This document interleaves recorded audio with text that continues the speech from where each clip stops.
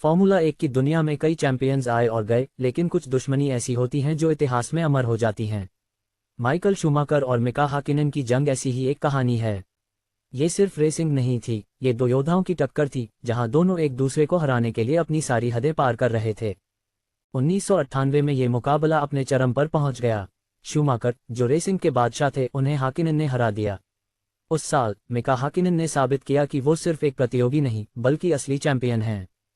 1999 में फिर से जंग छिड़ी, इस बार मशहूर स्पा सर्किट पर, जहां दोनों के बीच रेस का रोमांच अपने चरम पर था। हाकिनन तेज थे, शूमाकर के बिल्कुल पीछे। एक गलत कदम और बाजी पलट सकती थी।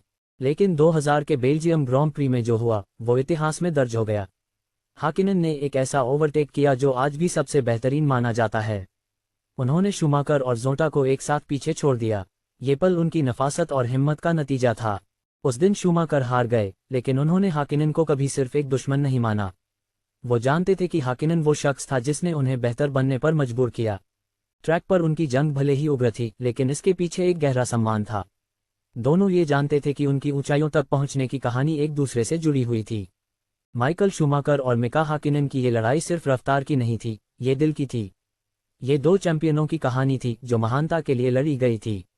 और भले ही रेसें खत्म हो गईं, उनकी विरासत आज भी जिंदा है, फार्मूला 1 के इतिहास में अमर। Formula One fans. India.